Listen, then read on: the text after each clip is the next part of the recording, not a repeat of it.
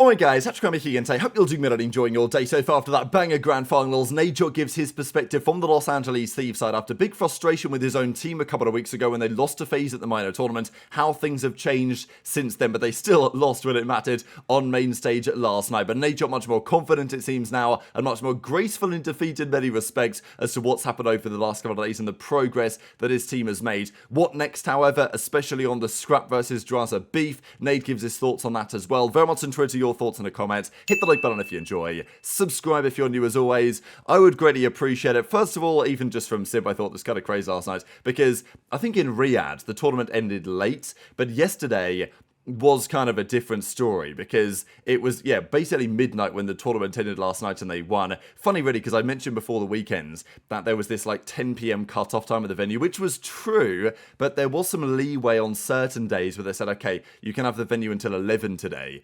And honestly, every other day was fine. But then the grand finals were so long and epic, and, you know, most of the series that day took their time. Even the Ravens versus Heretics one, there were a couple of resets in there. So it was a long day, and it was way over budget from a time perspective. And then, obviously, everyone had to unpack everything, right? I think that was the reason why Sunday there was a bit of a grace period, because they were like, look, the show's going to end, and then you've got to unpack everything and, you know, ship everything back to wherever it's going to go. That's a serious job. So, obviously with FaZe winning the tournament and all the production team staying at the venue, getting everything unpacked, like what a job from those guys this weekend. And I think that Esports Engine, EFG, whatever you want to call it, they do have a decent amount of facilities in Europe, so doing an event here again isn't like impossible, as in they don't have to ship everything over from the States. I think that's the bottom line in terms of the equipment that they have. But Simp says absolute battles today. It was good to spend the weekend with JoeDeceives as well. He did talk about, you know, obviously Toronto running a great event as I talked about yesterday. I thought this was good for Ben really. EU fans proved this weekend they are still better than LA. I don't really want to have this discussion. I think it's not really especially productive. But look, I think there's some things that North American fans could learn from European fans. I think there's some things that like certain fans of certain teams could learn from the way that the Gentlemates fans were this weekend. And it's not all, you know, peaches and cream, I think, as some people say. But it was a great event. Now, look, are you going to put more fans in a stadium in Dallas than you are in Madrid? The answer is Dallas. But there's still merit, I think, to doing events here. And Ben had a great time. Obviously, he got flown out first class by the boys after singing that putt a couple of weeks ago. Even Drazah mentioned it, right? I thought it was actually, you know, great to hear, because it was one of those crowds. It wasn't, you know, okay, there weren't many FaZe fans in the venue, but it was true that there were, for many of the games, matches between, like, obviously HyDra and the Los Angeles Thieves that were supported by the Gentlemates guys, the green suits, whatever, after their French team and player was out of the tournament. So, Drazah gives credit to everyone, really. Sounded insane in there. Might have been against them or me, but, great venue, great setup, and I wonder whether they'll do it again, because it was meant to be in Barcelona, and I'm pretty sure that's still the case, that they were trying to do it in Barcelona. That never happens. They had to come up with an alternative here in Madrid. And, you know, arguably the stadium that we had was, you know, probably better for the summer. It was pretty chilly in there, certainly on the first couple of days before they figured out the heating situation. And pretty massive, right, for what we needed for Call of Duty at the moment. But it was still an epic time. These were Simp's numbers, by the way. MVP overall for the tournament. And look, he had great numbers this stage. To be honest, for Simp's standards, nothing like absurdly good, but also you also got to understand Simp's on a team with Cellium, aBeZy, and like Drazah, right? Better not overlook that fact when we talk about how these guys have got on. FaZe's winning streak, by the way, just continues on. And ever since what happened at the end of last year, they've been on an absolute tear here in 2025. And as I mentioned the other day, their first series back after, well, I don't know if it's their first series, but certainly OpTic's first series back is FaZe. So OpTic might be the team to stop FaZe's winning spree, or that's not going to happen at all, and FaZe are going to continue on their march. And maybe OpTic will have a few things to think about, but online COD is online COD at the end of the day. JaCal was being discussed a lot here from Dashy, the SMG in the game that Simp and others were using to unbelievable effect this weekend. It is the best gun in the game. The aim is also pretty good. Certainly on LAN, it's better, I would say. But the JaCal is probably better as well. The game is still the same, but we're playing on LAN, so less ping, and, you know, sometimes it helps the ARs sometimes. But in this scenario, and also the game tends to play a little bit slower on LAN, so the AR tends to be slightly more impactful. And we did see probably more ARs than we're used to, but also at sometimes we saw more Jackals than we were used to, like on Hacienda Control. When you're seeing 8 Jackals, 7, 8 Jackals on the map, I think there is an understandable debate here from the likes of Dashy to say, hey, do we need to change anything? And I just wanted to follow up on this really because there was some talk on, okay, what are we going to do about it, right? Like the Jedi Council's going to meet. What are the changes we're going to make? As Dashy says, my M4 class is ready, because one of the options might be, if you're not going to try and nerf the Jackal, is to just have a better AR. Like, because the Aims is not the best AR. Like, they banned all the best ARs when the game looked like it was unbalanced at the start of the game, which I never really agreed with. I thought the Jackal was always godlike, to be honest. But, yeah, the pros banned the Model L, they banned the M4, and that's what Parasite says. Like, maybe we bring the Model L back, you know? Like, possibly they should un-GA it. The pros never really do this, but if the Jackal is as good as it seems to be, the ARs will be saying, alright, what if we get a better AR to use instead? And maybe that's fair enough. Of course, Slasher giving his thoughts on it as well, because definitely the AR players, Dashy, Slasher included, there's very few ARs. As I said yesterday, it's pretty much only Scrap and Cellium and kind of Drazah and a couple of others that are, and even Dashy was in this category, but this event had a bit of a stinker. Not many ARs that are consistently up there in terms of performance, and you know, even the likes of Beans and obviously the teams that eventually came top 4 in the tournament, like from the Heretic side, Lucky was pretty good, but even then, lots of inconsistencies in all of those players. The SMG players are the ones finding the consistency right now. This was what I kind of said I was going to mention earlier on today, though, is the setup that these teams have, the teams that we saw in the grand finals. So this is Drazah, RJ the coach, Crowder's here as well, the other coach, the team of 4, Gersh, Tucker, and then of course this is Matt Fisher in the background. Now he works for Adamas Esports, he's basically a performance coach. He's worked with a number of teams for a few years in the COD world, and he worked with the Subliners as well, and his colleague Ryan works with the guys at the Los Angeles Thieves. It was great to run into him this weekend again, and maybe it's no surprise, right? I think this is one of the discussions that Benjay was having on the show about OpTic and their current setup, that OpTic have a setup that can work, right? Like they have, according to Benjay anyway, like an old school approach to the way they practice, the way they set things up, and it's not the content thing, it's just, you know, their approach to the game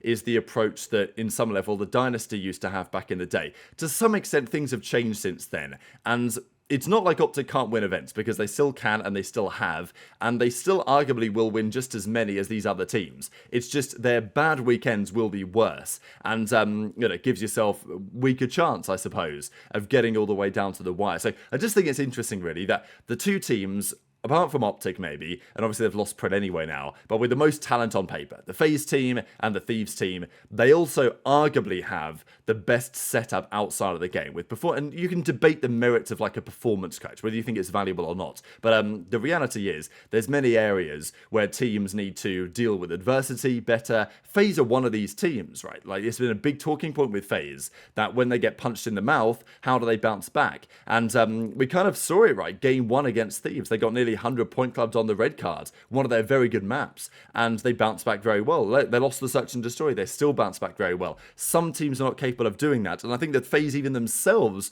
were probably not capable of doing that a year ago, you know, even at the end of last year it felt like that was true. But there's things that these teams work on, and I don't know, to me it just seems like there's levels to this game at the moment, and the teams that have the most talent and the best back-end resources, they will just probably win everything unless things change. So intrigued to your thoughts in the comments. Scrappy now moves to 2-3 in grand finals. It is a talking point, might not be the best talking point ever, but you know, Scrap's grand finals record now moves into the negatives. As I said earlier, he will be in more grand finals, like there's no doubt about that, but you know, Ghosty moving to 0-4 in the finals as well. It's a talking point, it's definitely a talking point. And Drazah's record in the finals is, you know, it's a record that he can be pretty happy with, especially now he's beaten Scrappy in that type of scenario. Of course, Drazah was buzzing with it. Nice from Nadeshot to give him some credit, really. But I wanted to talk about a couple of clips here from Nade. Of course, he was gutted at the way that, you know, they lost. This round especially was very frustrating. I mean, like, just insane moments here. I know that Thieves will feel like they really choked this round, because they probably should have won it, really. Like, with the FaZe guys coming off spawn, especially that gunfight from HyDra, that loss there was pretty critical, because Cellium getting in as he did, getting this kill on Ghosty, wasted just enough time that eventually FaZe won the round. But he was also talking about the Drazah Scrappy reverse sweep fist bump thing, and of course it continued in a bit more detail at the end of the game as well. some discussion on this. I'm sure that many would love it to be, you know, all the beef is resolved, no problem at all, but it's never really going to be how it is. And even if there is something slightly underlying when it comes down to a big grand final, so lots of money and pride on the line, it's always going to come bursting out again. So this is what Nade has to say. Another Envoy flank. He's on it. Uno. Dos.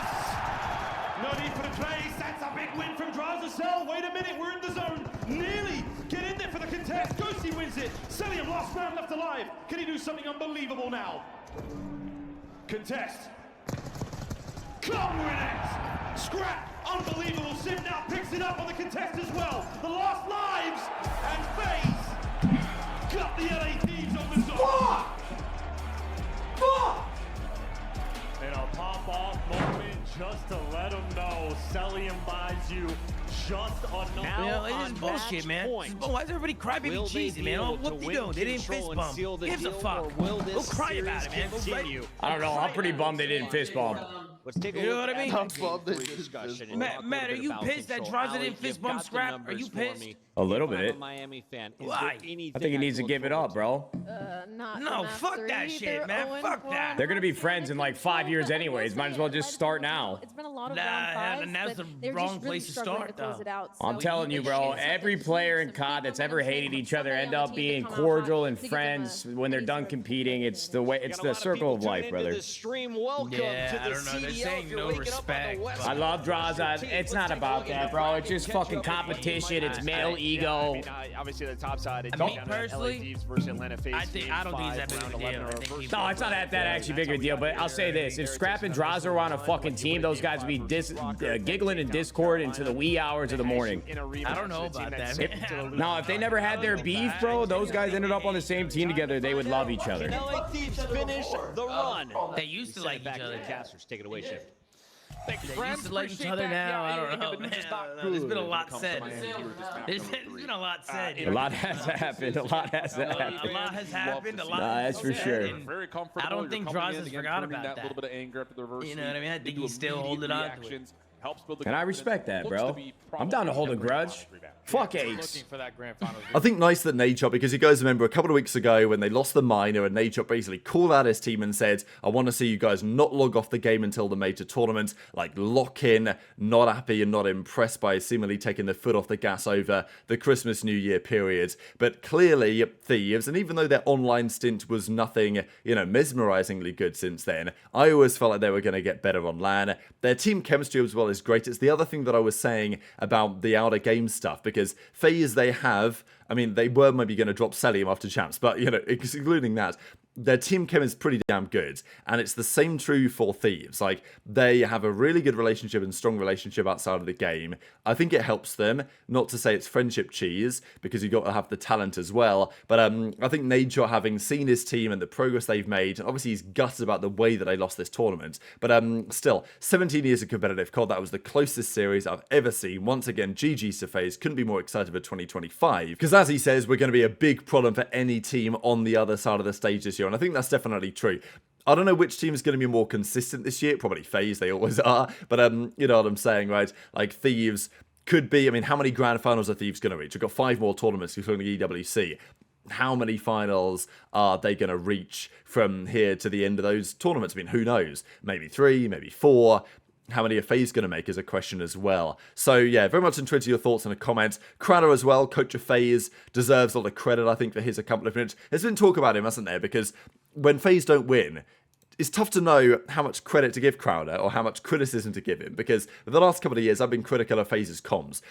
I think they're much better this tournament. Like, listening to FaZe's comms and even Cellium's comms, I genuinely think they've improved a lot. So, I think it's kind of scary, really, looking at FaZe, because lots of their weaknesses they've had, I think they've dulled them out to some extent, and I still think they're a bit vulnerable occasionally in the respawn modes, but they're so hard to beat, and it takes a team like Thieves playing top-level COD to even take them close, and I don't think that's necessarily going to change. So, yeah, FaZe deserve a lot of credit for the way they turned things around, but look, a month ago they were nowhere, and a month later they've won Major 1, not dominantly, but they were the best team, I would say. I mean, they won the tournament. I guess you have to say they were the best team. So very much intrigued to your thoughts on all of this stuff in the comment section below. FaZe has now won 16 championships in Call of Duty. Simp, aBeZy, aBeZy and Cellium by far have the most of those, but plenty of other very notable names on this list as well as players. So very much interested in your thoughts in the comments. Hit the like button if you enjoyed. Subscribe if you're new. Take care, and I'll see you next time.